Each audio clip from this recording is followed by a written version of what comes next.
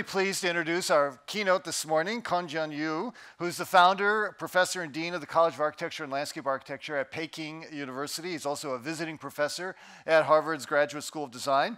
And many of you may know him as president and principal designer of the internationally known firm Turenscape. They've won awards all over. They've done projects all over the world in architecture, landscape architecture, and urbanism. They have a staff of over 600 people. Kongjian received his Doctor of Design at Harvard, as published widely, including The Beautiful Bigfoot, Landscape as Ecological Infrastructure, and The Art of Survival. Now, his work tries to reconstruct ecological infrastructure across scales and define a new aesthetics for an environmental ethic. And what I find particularly powerful in the work that he's been doing recently is this recognition that our species may be one of the most vulnerable on the planet right now, which gives this work a real urgency, that we are in fact undermining the very supports that we need. And I think, as we'll hear from his talk, this art of survival is really in some ways what geodesign is about. So please welcome Kongjian Yu. Thank you. Thank you. Well, Tom didn't mention that I was an intern 20 years ago on this campus. So thank you, Jack. I really is so grateful that for this opportunity 20 years ago, and also thankful for inviting me to come here to share my 20 years experience of using geodesign. I mean, I would say one of the first student of geodesign. Was even the term was not invented at that time, back 20 more years ago. So my topic was the art of survival and the promise of geodesign. And before my talk, I want to report a conference just a couple months ago in Beijing. We invited 37 speakers, Carl Doug Olson, Stephen Irvin, and Bill Miller, and also. And we have, as I mentioned, 500 registered attendant, and 50,000 people watching on Twitter. In the Chinese version of Twitter is called Weibo. And here with ministers of education and chief planner from Chinese Ministry of Land Use Planning come here also. Here's some of the speakers. And we have a very hot discussion from science, from innovators of this and also applicants from all over the world. 17 countries from 7 countries. So we basically debate on what is geodesign, why geodesign, and for what geodesign. So I would just want to use this opportunity to summarize some of the conclusions. So geodesign is a way of thinking as a support of this definition. That's the what. In finding solutions for complicated spatial problems, because of their complexity, which go beyond single human's brain capacity of cognition and comprehension. So it becomes necessary to depend on some systematic geographic information system and spatial analysis tools to compute and assist in coming up with appropriate solutions. So that's why. That's my understanding, similar, but I put the problem must be really complicated. Otherwise, you just value design. And Jack just mentioned how complicated our problem right now, how severe our problem now is a survival issue of humanity. I want to just simply say, now why? You know, I don't go too much of that. You know more than me about the survival issue today, water, food, all these issues. My research, my practice is basically based on in China. Majority of my project in China, but also in US and other part of the world. And I really feel that if we disappear, if the global survival issue, China will certainly be the first to suffer the survival issues. And this is not a new issue. Actually, it's not new. 5,000 years ago, in Yellow River Basin in China, have the same thing happen. A village, the whole village was buried under the mud. And at this very moment, a woman, you see, a young woman raised her head with a baby in her arm. And she's calling for help. Under the mud, calling for help. Calling for God. And this God was really called the Da Yu, the great Yu, not my Yu, the great Yu, big Yu, great Yu. And who was the guy, who was the first person recorded in China who was able to use rules, use measures to measure the place, to measure the geographical information, and to be able to plan the land, where to build a city, where to cultivate, where to have a agricultural land. And this man, I would say, is a pre-historical, pre-scientific figure of geodesign. And he was elected as a king, the first king in China, to rule this China. And he divided the nation into 9 different parts. It's a zoning, basically zoning. So the whole land being divided in 9 parts. So and he's integrate the king's leadership with the technology at that time. So geodesigner is a king. I will say, he's a king. He had managed the world. And actually, it's true. That's a very primitive Chinese pre-scientific way of measuring the land. We call it Chinese geomancy, feng shui. To able to find, to locate, it's 2,000 years ago, this picture describes how people select cities, build cities, following the natural water and wind, process of water. And this art is called geography, literally called geography, or geographing, you would say if it's a verb, designing the geography for people to be safe. And we over 2,000 years ago, invented this infrastructure, this machine. This called a luopan, it's a compass. The compass was invented at that time, not for navigation, but for geographing, for design of the landscape, which is 2,000 years earlier than you see Apple's, IBM, you see, you can combine 72 variables: orientation, slope, water, wind orientation. It's basically a computer. It's basically, you can imagine. So that's so first invented for the purpose of geodesign, for selecting, locating space, places for people. So the art of survival, sighting, find a safe place for people. That's China. That's a plateau of Tibet. You can see each village, each city is carefully located based on this very primitive scientific model of geodesign. And water is managed and designed following these skills. That's a great plan of Chengdu, Sichuan province. The whole plan is designed and uses this a series of technology integrating measuring and planning, surveying, and even at this scale. So the art of survival is about land use and field making, and even planting and harvesting. And the result, the product of this skill, of this art, or this pre-scientific model, is this beautiful land of peach blossoms. Poetic, picturesque landscape.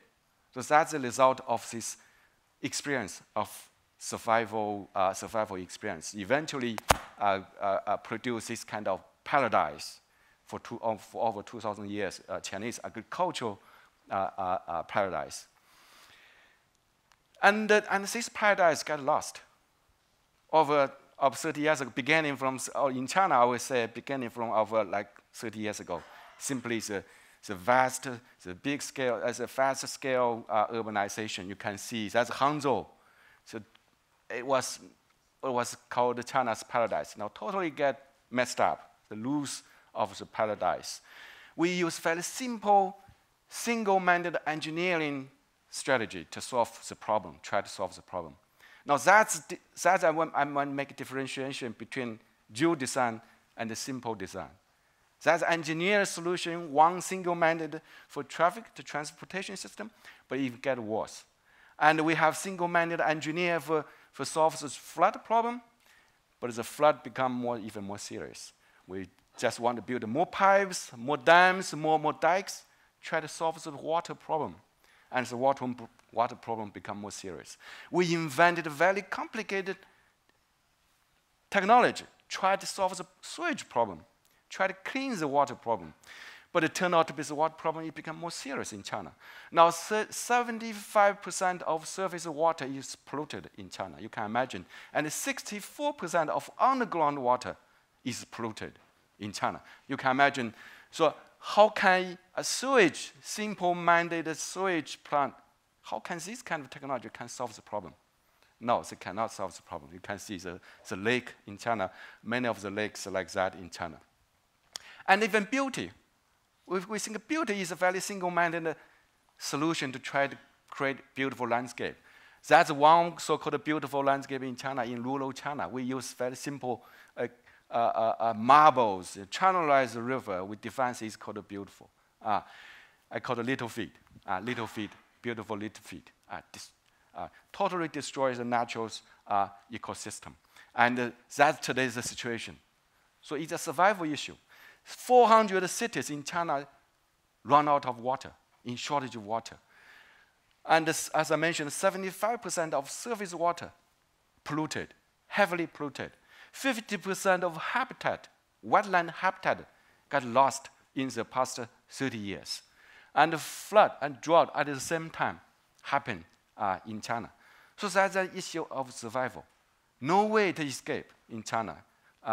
So it's a way we need to find a solution. You can see in just 30 years, Beijing, how the geography, how the landscape changed in just 30 years. Now, the first time in the history in China, in 2013, the central government announced ecological and beautiful China becomes the first agenda, one of the first agendas in China. One of the 5 major agendas in China is ecological security. That's the first time in China, because we cannot survive anymore. We have to have a new way to urbanize, to develop the country. So that's the issue. But how to do it? So we have the idea now, but how to do it? Geodesign can give a promise. I will show you how geodesign can actually solve this kind of problem. Reintegration and recovery of the art of survival. Design for an ecological infrastructure that provide multiple ecosystem services for alternative urbanization or urbanism. 2 levels. We're talking about integration. And I think systematic, integration, and complexity is the 3 major keywords for understanding geodesign. 2 levels of integration. The first level is a configuration between nature and man-made and human being, between nature and man. So it's a spatial planning to plan ecological infrastructure to create an ideal relationship between man and people, between man and nature. The second is transformative. It's a design for how to make the ecological infrastructure work and how make it look nice. So that I want to talk at the 2 levels of integration. The first level is a planning, spatial strategy across the scale. Must be across the scale, even the globe, from the global scale all the way, as Jack mentioned, to the backyard.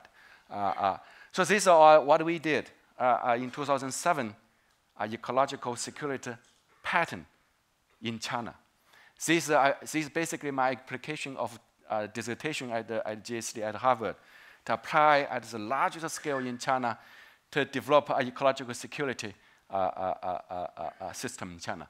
And the basic tool, the method, which I will not repeat, this method is to basically find what's the minimum land use to be protected and to be integrated as an infrastructure, as an ecological infrastructure.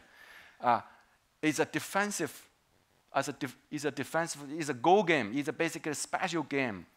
The man and the nature, how can we balance these 2 together? and how to where to define the boundary between nature and man. And I should say I tested this my model here on the campus in 1993 at Esri with Hugh Keegan at the benchmark group. So I was so grateful allow me to be here, you see. So that to find where's the boundary between man and nature. What's the minimum land use can actually define ecological infrastructure, ecological network. So at a national scale. So that certainly I will just show you quickly to show you all familiar with this. We analyze the water issues. For example, in China, we only have 7% of fresh water of the globe. But every year we have flood problem. And when you calculate, when you measure it, you only find actually annual flood only take about 2.2% of national land. Maximally only 6.8% of national land. And we invest billions of dollars every year try to protect the city from the flood. So nonsense, useless. I mean, why do we bother to do that? For hundreds of years like that, invest in protecting flood. So when you analyze it, actually if we can let it go. Only 2.2% of land can be flooded. So that's the result we get. And also habitat protection and corridors, and also integrate with cultural heritage corridors. We identified based on GIS 19 national-wide heritage corridors, and integrating ecological pattern with a cultural pattern together. Then you develop a national scale master plan to where to protect the landscape. That's a national scale planning. And based on this protected landscape, you virtually can identify where you can build cities.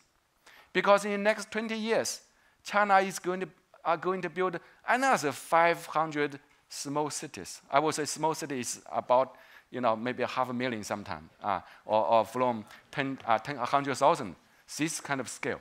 No, so we identify here actually buildable. So this is a national scale thinking. How can we make a national security, ecological security, at the same time develop, urbanize the country?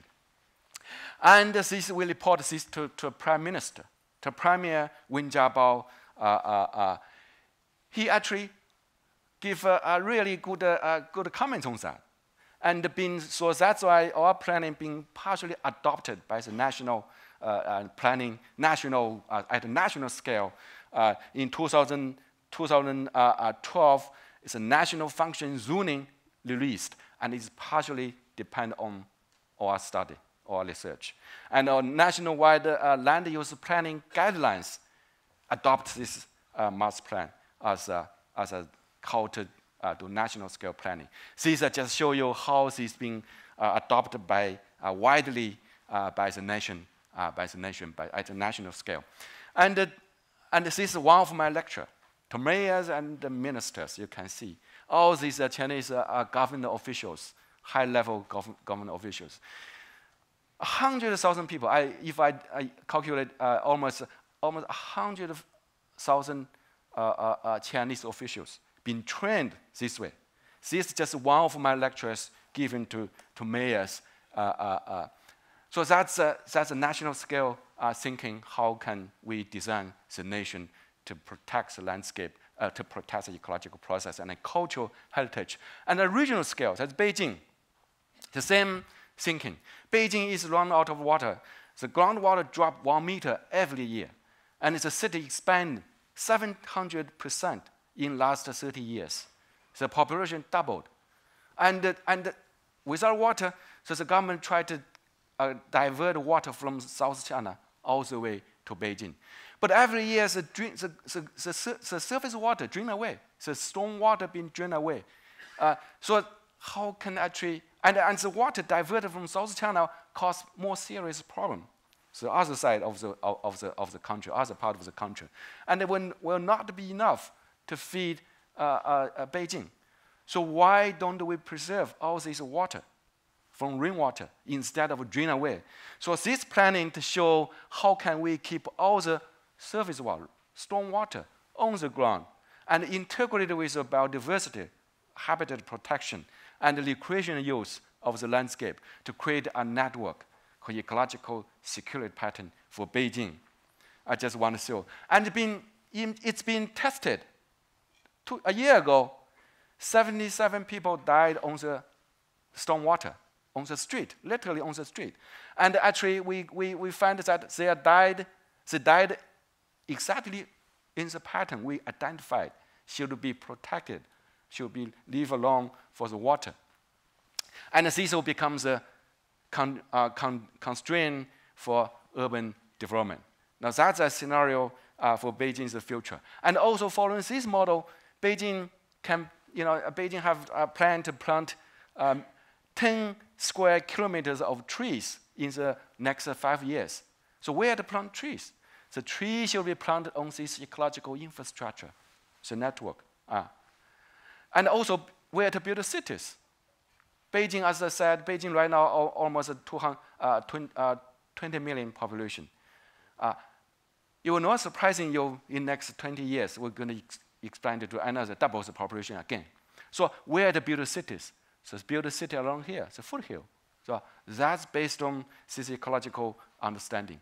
And that's my Harvard JSD studio. We actually tested how can you build a foothill city around Beijing to solve the problem. Use the multiple digital skills to build the cities around the foothill area. So that's a larger scale. At a medium scale, how can we build better cities based on our understanding of the geo-information? Here is one of the 500 cities, I will say, going to be built in China, only 10 square kilometers in size. Conventionally, usually, people will wipe it out, level the ground, build pipes, build infrastructure, build green infrastructure. I saw it just in China, but actually happened here in US, the same. I saw the river runs through the red line. You have water inside, and you have concrete channelized. So it's the same everywhere. But here I will say, the farmers left all this water infrastructure on the ground already. They keep the water in the rainy season and use water during dry season. So why bother to level them up? Why bother to build a new green infrastructure? So in this analysis, we say we can integrate this stormwater management heritage, landscape heritage, build a urban green infrastructure into the city. And we'll totally have a different urban form. You can see the stormwater will be managed, will be kept on the surface, and you don't have to have an irrigation system built. You don't have pipes, stormwater pipes, and you can also integrate it with bicycle lanes, a pedestrian, and a very workable, livable, healthy city. And the minimum cost, much less cost, and will be much beautiful, and it's under construction. So first phase is already under construction. You can see that on the street, it will be productive. The street also can be productive. So that's at a medium scale. So this strategy is planning, which means configurative. The second strategy, or the second form, is transformative. You all recognize this building. It's totally energy consuming buildings. Beautiful, but it's really needed to consider how to make this kind of architecture function well. That's my proposal to turn into a vertical pig farm, but that's a kidding. But the idea is how we can take a transformative to integrate at this scale.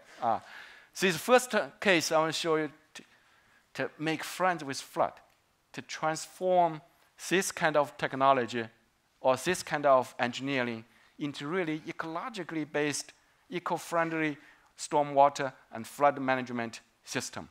Channelized, you can see, destroys the whole river system. The farmer complained. The mayor called me in the night, said the farmer complains because his buffalo cannot fetch water, cannot get to water. The buffalo difficult to go to the water.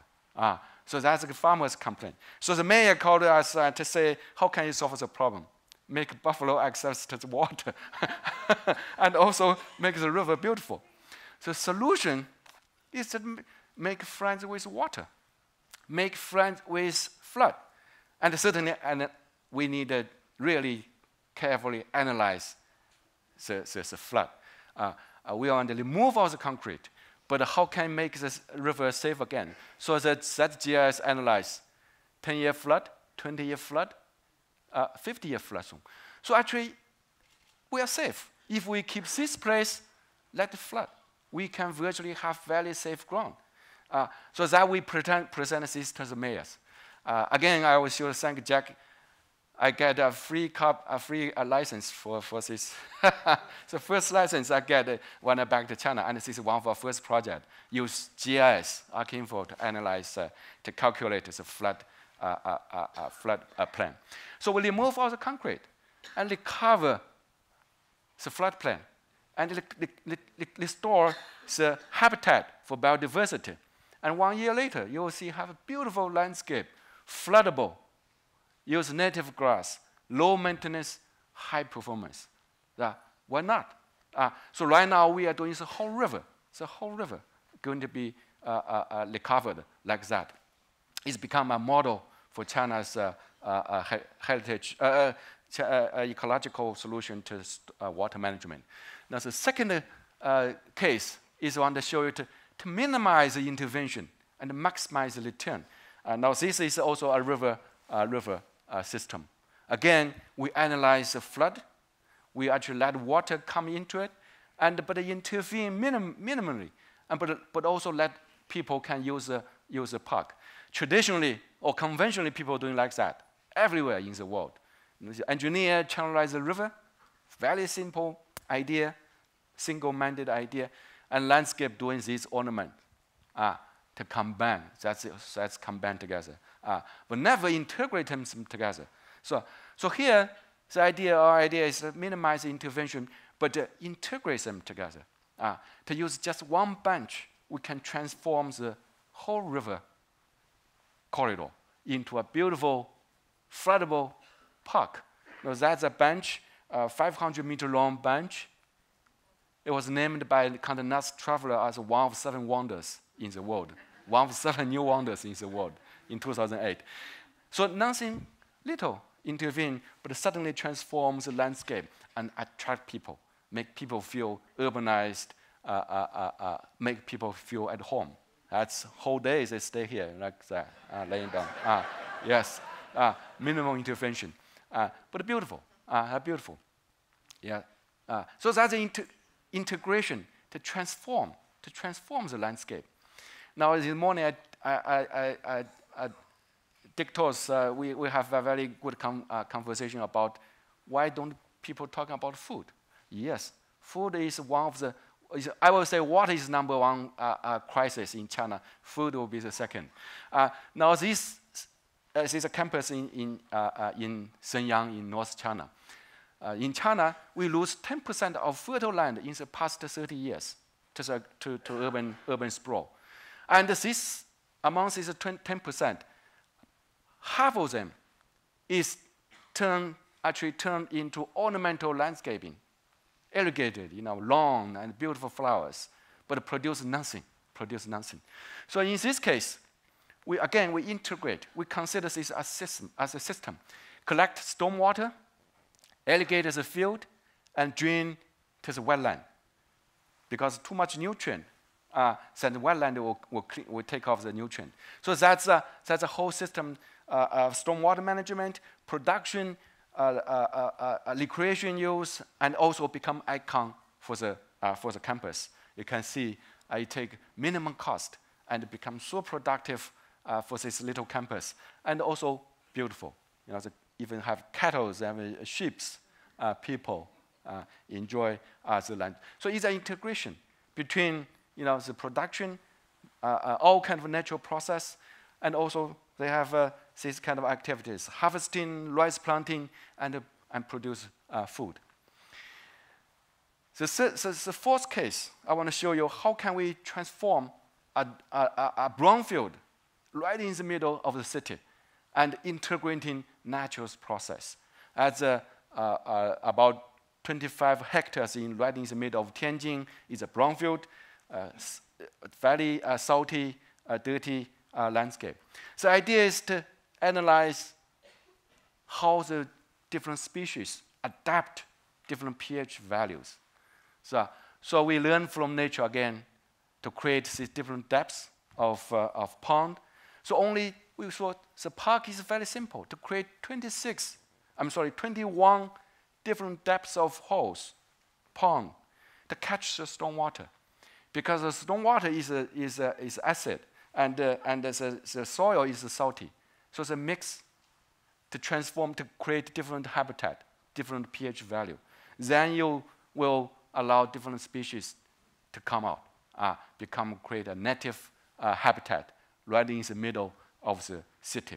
So first month it opened in 2008, 200,000 people visited the park in just 1 month. You can imagine minimum cost and low maintenance and beautiful, messy. There's a new aesthetics, but based on ecological senses, ecological environmental ethics. The fifth case, I want to show you, we can have an alternative solution to stormwater management. We don't have to channelize, we don't have to use pipes. We can just use our knowledge to have a wiser solution. So that's the situation every year you will see in China, in Beijing, in Shanghai, everywhere like that, flooded. But it's a park right in the middle of the city. We want to create a green sponge that will retain, purify, and recharge the aquifer, and also integrating people, the use of the people. Again, at this scale, the analytical tool of GIS is also functional because it is very subtle, slope, very subtle elevation difference, and we virtually find that here is a lowland, so water can drain here, and so we learn from farmers, create very simple technology, use very simple technology, cut and fill, to create a green sponge at the periphery and leave center open, let water go into it. So that's a strategy to integrate the stormwater purification, retention, and habitat creation, and also for recreation use. That's a rendering. You can see above people use it. Underneath there's a stormwater management. It's built in just 1 year. It's built. That's a filtration system, dirty water, clean water, and cleaner, and recharge the aquifer. As I said, the groundwater dropped 1 meter every year. So you make use of stormwater as much as possible. Just that's 2012, that's 2013. You can see is a catalyst urban development around it. Just 1 year, skyscrapers come out because of this park. 1 year, as developed in the middle of the city. Even in the winter, you're surrounded by this high-rise development, and people can use this wetland park. You see, and now it becomes habitat for biodiversity. Many new species, many birds come to this area. So right in the middle. So it's an integration of all kinds of natural surfaces, habitat, remediation of stormwater, cultural recreational use, beautiful also at the same time. Low maintenance, underneath is stormwater, above people can use it. So it's an integration of all the process. Buildings go into it. So just some of the images you can see. This integration. All the people enjoy the wetland underneath. So what about 75% of sewage? The polluted water. How can you solve this problem? A sewage plant cannot solve this problem. Too expensive, costs more problem because they need the electricity to run it. It's so expensive. So we have a better solution. So landscape as an integral living system to cleanse the polluted water. That's from dirty water to clean water, 1 mile narrow strip of riverfront in Shanghai. Integration, systematic approach to solve this complicated problem. Again, that's important. So, that's an intensified wetland system to make a high performance and measurable.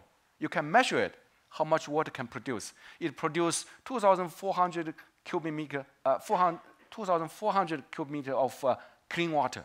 Can be used for 5,000 people daily, not daily. Only 3 hectares of wetland. So it's an intensified wetland system built to solve this problem. That's a pre-existing condition. That's Huangpu River. You can see what bad situation it is. So again, integrating the art of survival skill from farmers. They know how to solve this problem. So we integrate this skill to use at urban situation, but integrate also other services like habitat creation, recreation use. That's a narrow strip. Cascade wall for aeration. You create oxygen in the water. That's built. You can see terraces for different species of plant to take off all the nutrients. As it runs through, all the water goes through it, and we can measure it actually. What species can take what kind of nutrient, and that's aeration system. Productive. Also, the landscape can be productive, produce food, water, and crystal clean water come out. Just every day produce 2,400 cubic meter of water. But 1 drop of water run 1 mile from the source to the end. So that become a replicable model for solve the problem across China. So everything can be productive, can be beautiful. The nutrient actually, today we define pollution is actually nutrient for farmers. So why we can integrate them together to turn pollution into nutrients to make a productive landscape. You see, field, rice, sunflowers, even corns, and a habitat, biodiversity. 20 species of birds come to the park. Yeah, and we replicate at larger scale. The whole river, you can see the bad situation. Again, use all these technologies to analyze, to visualize, to create the scenarios, to catch the stormwater, to purify the water. And it takes 2 years to turn the river into this kind of landscape. Stormwater catchment, cleansing process, fish come back, development surrounded come out. And the integration of beauty also must be artful. So that's important. We should not miss this part. So that's the integration of art. Is a paper folding integrated as urban furniture. And what about 35 rivers? Not just 1 river. So this is in Dianci, Yunnan province. Very bad situation. So use analytical situation. We analyze the flood. We analyze integrate with biodiversity, habitat, and also cultural heritage, and integrate them together to create a network of ecological infrastructure, and build it. You see that's one of the stream. Use it as a transformative skills. 2 years, 3rd year, and now become a really beautiful visiting green corridors. And what about integration to the whole city, to transform the city with a new infrastructure, ecological infrastructure? That's one city about 500,000 people in Guizhou.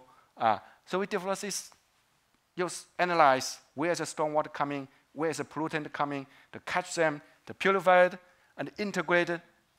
The bicycle lanes, be pedestrian, and also land use, transform the land use. That's all group blue, a catch of all the stormwater at the individual site. And at a smaller scale, transform the concrete bank. That's before, that's after. As today, you see, slow down the process, catches the nutrient, catches the stormwater, solve the problem integratively, and become beautiful. You can see people visit it every day, and become a nationally famous project built just 2 years ago, and connected. Yeah. So how people, how happy they are. At a smaller scale, I want to see the final project to say this can systematically again. It's happening in your backyard, happening in your rooftop. So this is my own balcony, my own apartment. Again, this apartment can turn into collect stormwater and collect solar energy and irrigate the balcony. The balcony become productive, vegetable balcony. And also the stormwater go into the wall, into the living room, turn the living wall into an air conditioner. Because in Beijing, it's very hot in summer, very dry in winter. So it becomes a humidifier in winter and air conditioner in the summer. As my vegetable calendar, as a year-round, I produce 32 kilograms of vegetables. That's a small balcony. That's a stormwater collected from the roof. And so productive, you can see. And another balcony is a fragrant gardenias. You know, my bedroom is here, so you can see it's a fifth floor. On fifth floor, that's stormwater collected from the roof. That's a living wall, cool off the whole building. I don't use air conditioning in the whole summer. And this living wall uses minimum maintenance.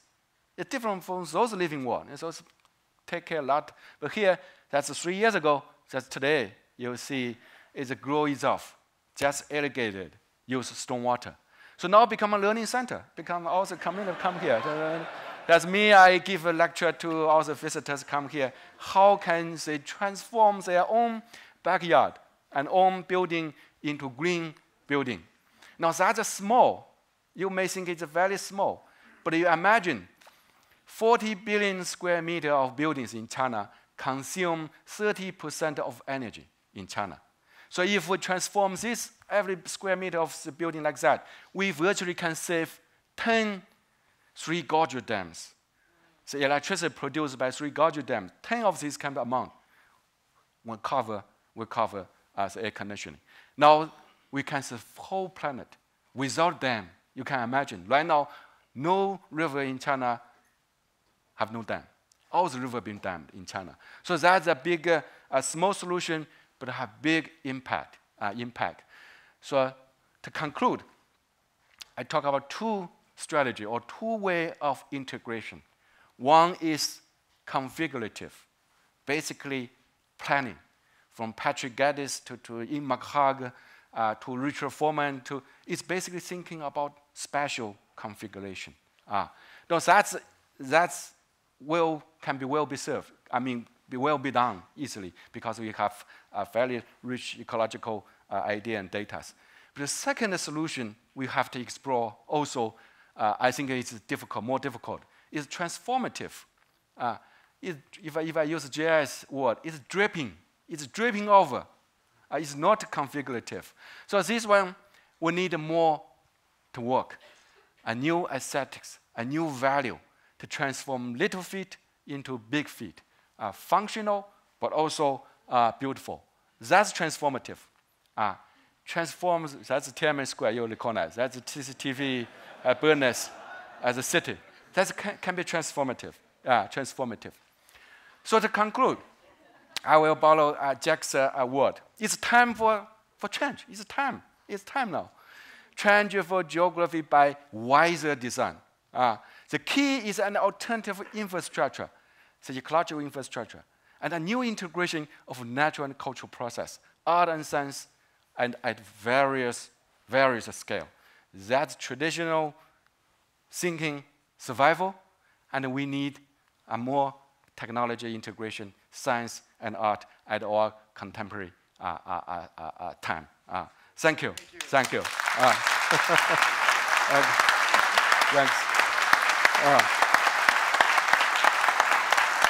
Joey, that was great. Thank you again. Thank you. Jack, come on up. Have a seat. Amazing, both of you, amazing talks. Amazing. Yeah. Thank you. I'm sure I reflect what a lot of the audience is thinking is, how do you get all of this done? I mean, realizing this and putting this into practice is incredible. How do you use GIS tools and geodesign as a way to convince clients and whole cities to do this. Yeah, yeah. Well, as I said, I should be grateful also for GIS here. It's the first package, a free package I get from from Esri. I should give more away. That's a good one. But at that time, it's like $20,000. That's a lot of money at that time. I mean, at that time. So, I used to teaching my students, and I find the teaching is not enough. So I established a Turenscape a year later. One of my students actually here. And at that time, almost no people can use GIS to landscape design, landscape planning. When was that? What it was 1997. 1997 in China. I was at least one of the very few people actually apply GIS. The first project I got is just showing how can I model the landscape.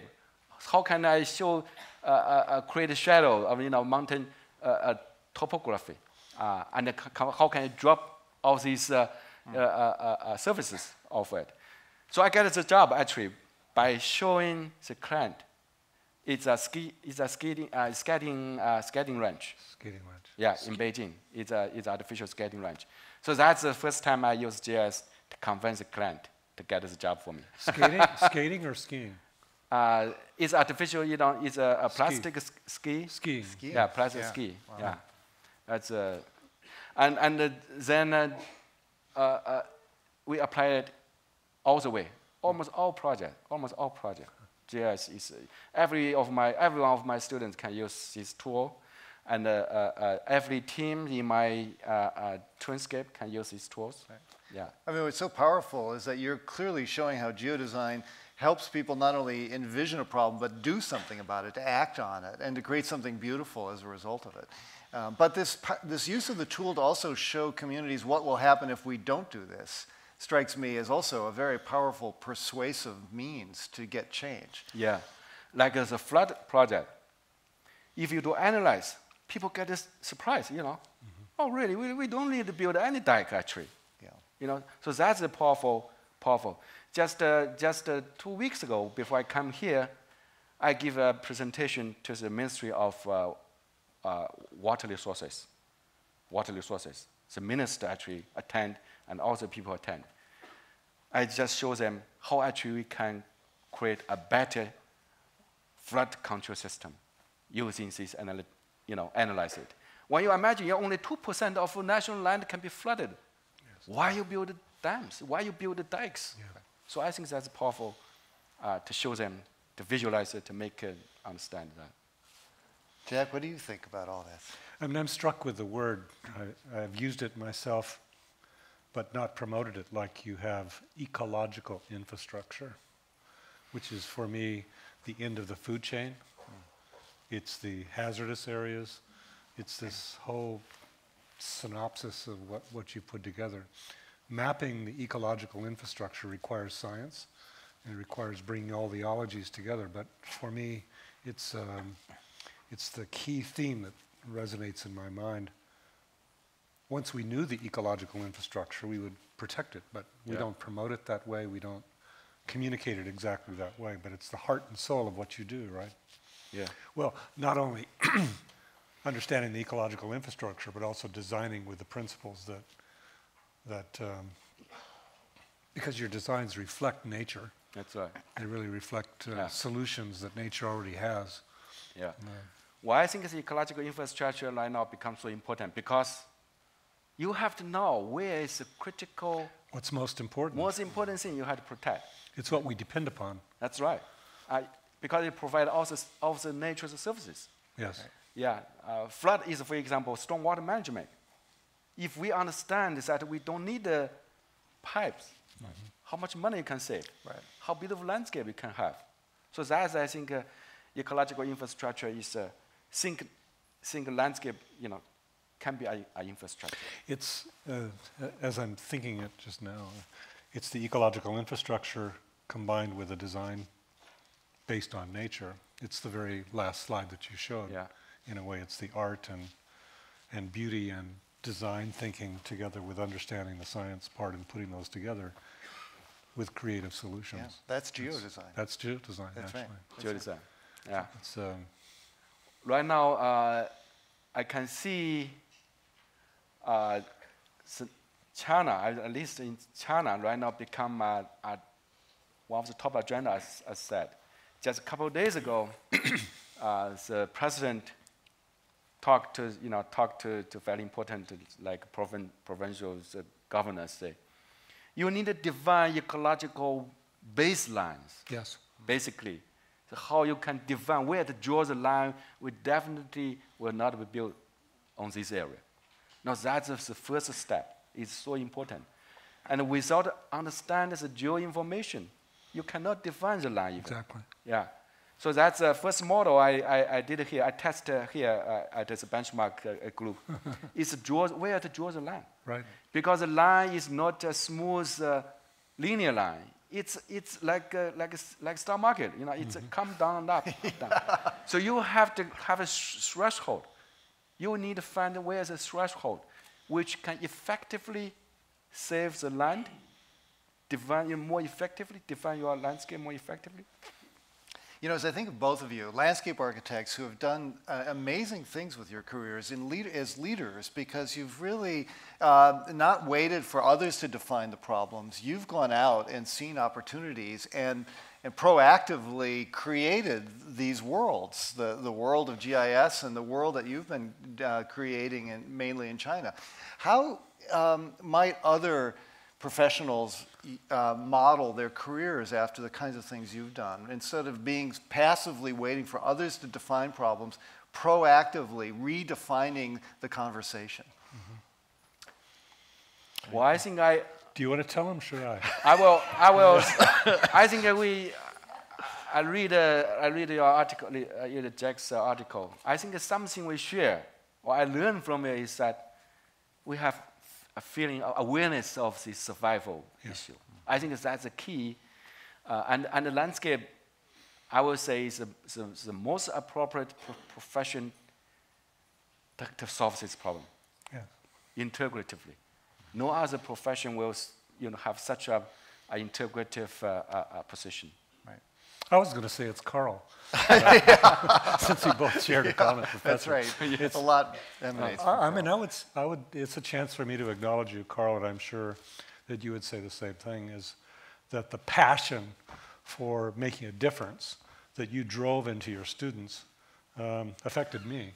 I mean, sure, I was always motivated, and I have all the characteristics just like you did. But there was something magical that happened in those sessions to actually get it. You know what I'm talking about? Yeah. So I'd say we're all influenced by special people. Carl Steinitz really was a special person in my life, and I really appreciate it, Carl, very much. Yeah. Then we are, influenced by all sorts of things that have happened in your life and my life, and continue to be so. But to play at 100% is something that is very important. Well, I can tell you play at 100%. Well, I remember when I was a student with Carl, something I remember so important, it impacted me so much. Yes. One is that food security. At that time, he mentioned food security, where, if he told me if you can identify to define, how to save the agricultural land in China. Right. At that time, 20 years ago, more than 20 years ago. And now the Chinese government just beginning to understand that's land. And my dissertation is about what's the security pattern for agriculture under Carl's advisor. And at that time, I already think the ecological a big issue in China. Security becomes a security issue. Food is a security issue. So that's two key things. After 20 years, now become a national agenda. I think that's really, Carl has a vision which guide my research. Well, his vision changes all the time. I'd call that content. Sometimes it's ecology, sometimes it's food. But what doesn't change is get it done. Work hard. you know, and leadership. And too, leadership. you Well, know? yes, leadership. Yeah. I have a question. You know, your career and my career are quite different. I deal with something quite simple, which is technology and its evolution. Well, in a way it is. I can evolve and I can predict underlying tools. Your world is very different, and I mean, I'm humbled by it, frankly. How, considering the whole planet and what we must do in the next 10 and 20 years, I can think about how I can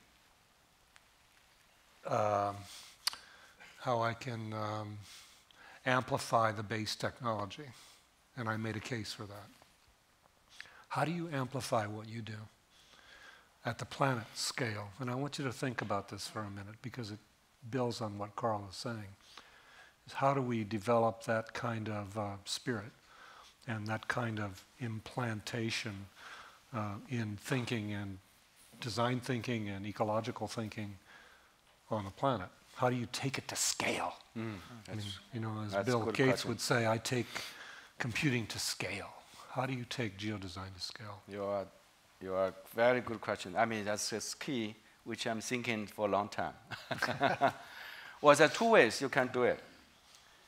I mean, right now we have 600 people. Sure. We keep growing some kind. There are two ways.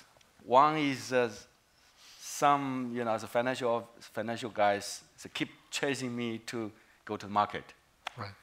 Which means I can buy many design firms. But that will not work. I really, we go halfway, but I stop because I think it can damage my Turenscape. Soul. Yeah.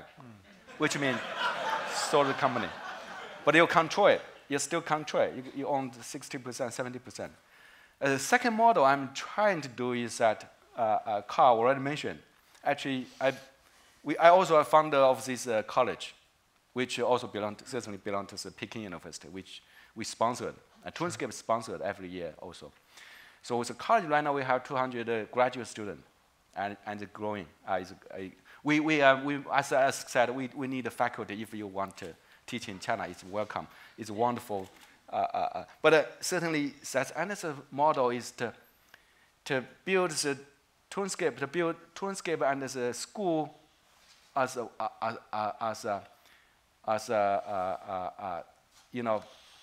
school. Single entity. Yeah, single engine as a school. You call it hatchback, huh? Which means I want to educate individuals. Yes. So can have independent firms, but with the same right. Ideology and the same the same skill. We brandize, branches. To create this kind of that's an amplifier. That's a way to invest the individual. Yes. And to start doing it globally. Yeah, globally. That's what we are trying to do. Yeah. Maybe that's what this conference is about. Right. Is trying to figure out how we can multiply it through. And we started 4 years ago with the idea of how can we do it through academic programs, which lay it out, but also involve professional practitioners like yourself.